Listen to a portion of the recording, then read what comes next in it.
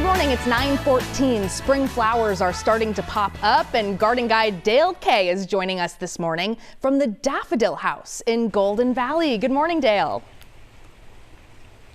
Good morning to you. Yeah, it's days like today or mornings like this morning where you just love being a Minnesotan. The sky is just that perfect blue, a little bit of sunshine, and most importantly, we had some rain yesterday, so things are really popping up fast. And talking about popping up fast, there's nothing more impressive than daffodils in the spring, and that's exactly what we've got here. But as you mentioned, we're at the Daffodil House, and there is literally almost 10,000 daffodils planted right here. Joining me this morning, of course, is Warren. He is the homeowner here. Firstly, Warren, good morning. Thank you for joining us this morning. Morning. How long have you been gardening here, or how long have you been at this home?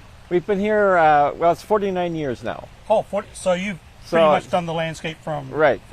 And pretty much. And actually, when we first moved here, there were a lot of elm trees, a lot of ash trees, and there was almost 50 trees on the lot, and now there's still almost 50 trees on the lot, but they're all different trees. All different trees. Yeah. And of course, we're looking at the daffodils, quite impressive, a beautiful display. The whites are definitely packing a punch this morning.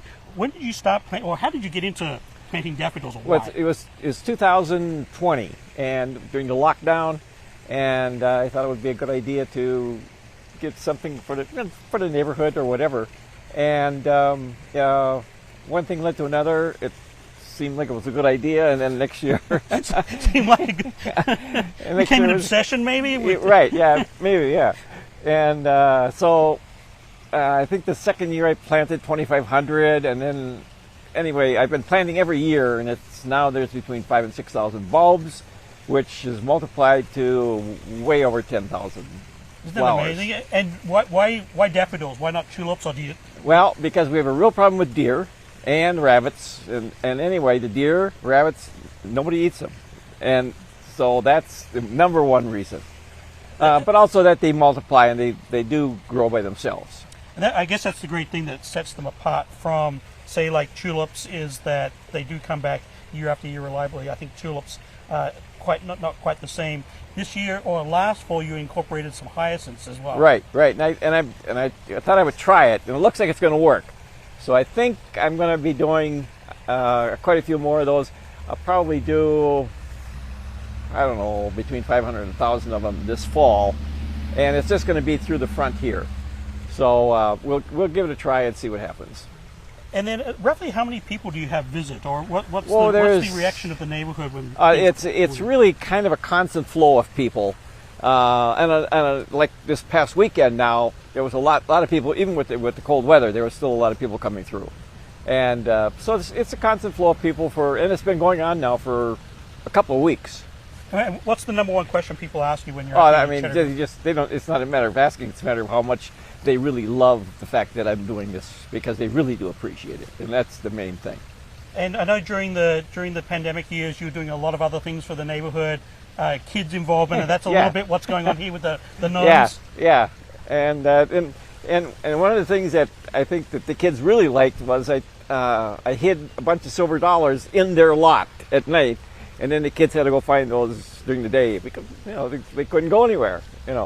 So it's a good neighborhood. There's a couple of really active people here. That we have a music night or talent night where the whole neighborhood gets together and anybody can sing or play a musical instrument or whatever. And so we do have a lot of neighborhood stuff here. And then after the daffodils, what do you have popping up? What comes next? This area here is all hosta. Down there where we're looking at is lily of the valley. That's lilies of the valley, and then there's the wild geranium. I really don't know the name of those plants, but we just call it perennial geranium. Yeah. And so it's the three of them, and so it really looks really good after all of this is done. Otherwise it would just be bare dirt, which So. And coming up this fall, you're going to replant again to keep them. I'm going to probably have to plant 500 or 600 of them this fall, because I do lose some of them for whatever reason. I don't know, but anyway. So yellow, I think, is taking a little. Warren and I were talking about the yellows might be taking a little bit of a siesta this year. There is still plenty of yellow, and we think that there'll be more in color next year, I guess. We are at 130 Edgecombe. Edgewood.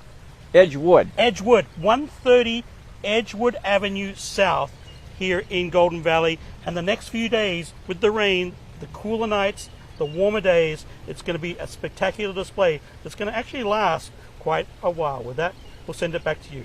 130 Edgewood. He's done some good work there. Dale, thank you.